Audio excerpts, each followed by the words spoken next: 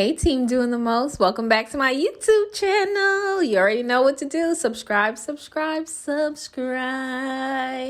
Here's part 2 of making yeast rolls with Umi. I hope you enjoy. Boop.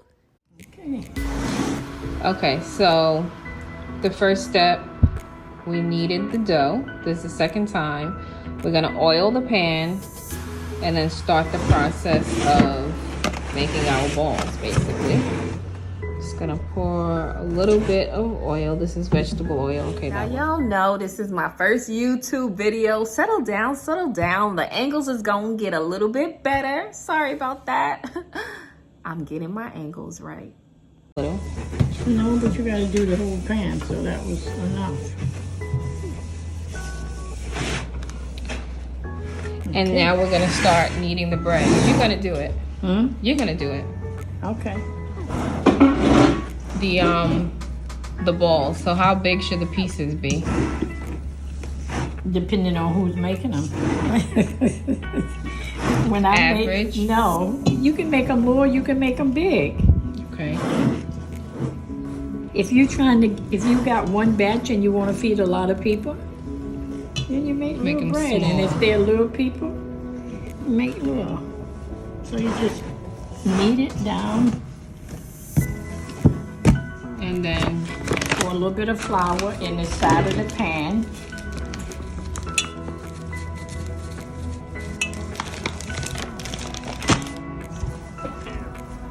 And you take and floured it.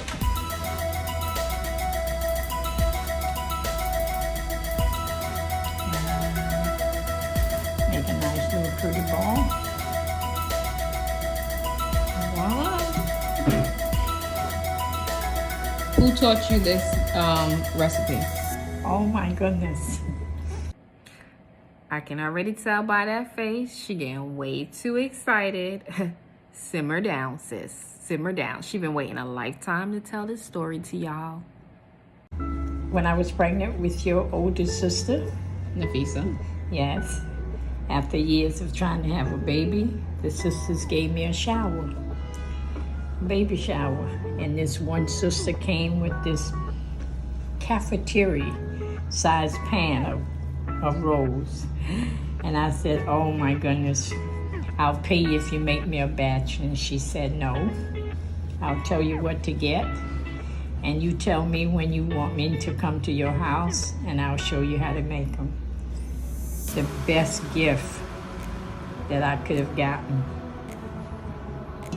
That was 43 years ago? 43 years ago. Random fact, my mother tried to conceive a baby for 10 years before she got pregnant with my sister. And I mean, after that, she couldn't stop. She had 10 more kids. So congrats to my mama. And now y'all are learning how to make your own butter rolls. So you're basically... These are a way to your children's tummy and your husband's heart. Oh boy. Butter rolls? Yes. I'll remember that. Do not get this lady started about marriage and family, relationships, husband, wives. Don't get her started. Let's just keep this yeast bread rolling. So the technique is basically folding. Folding. This is like another form of kneading here. This is helping them to start their rise. Sometimes by the time I finish, and the balls should always be close together. They should be touching. All the way to the end. There shouldn't be like open spaces, basically. Because then they'll rise and start falling over the pan.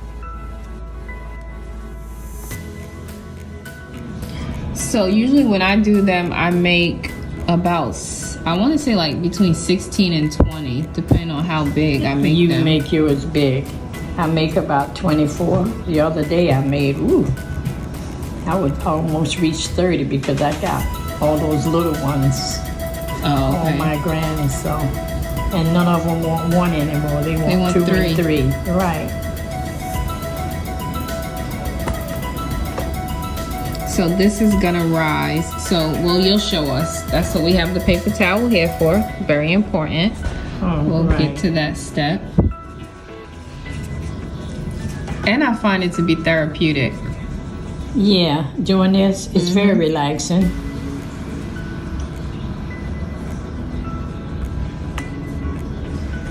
And it doesn't take that long.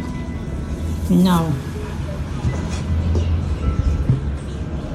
The longest part is the rising. Yeah, that takes long. It doesn't take but a hot minute to mix them up. I remember when I was younger and we used to get donuts and I used to say, oh, these donuts is hurting my stomach. You used to say that's because they didn't let the dough rise 2 and 3 times. But I probably would agree with that now, doing this process. Yeah. You gotta let the dough rise. And the yeast, really the yeast rise.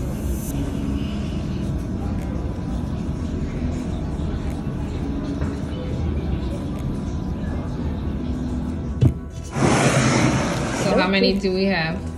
5, 10, 15, 20, 25, 30, 31. 31 and a little baby. So now, show us what we do. And what's the cover importance? Remember, they rise faster in the dark. So you're gonna set this on the stove and wait for them to rise. And turn the light out in the kitchen when you put them on the stove. And there you have it, folks. I will show you the next step once these arise. Okay, are these gonna double in size? Yeah. You'll know. They're gonna be, when they rise, they'll be the size of a roll. Okay, ready to eat rolls. Right, Then you just ready put them to in the eat roll. oven, temperature. 400. Preheat the oven to 400. Okay, and then when it's time to put in, what do you drop it to?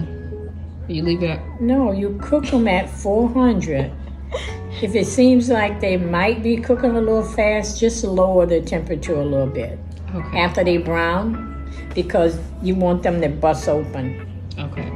At the seam here, Uh-huh. this is gonna bust open. Alrighty, we'll be back. Okay. Alright, so they go in the oven until golden brown, and we will be right back with the finished product.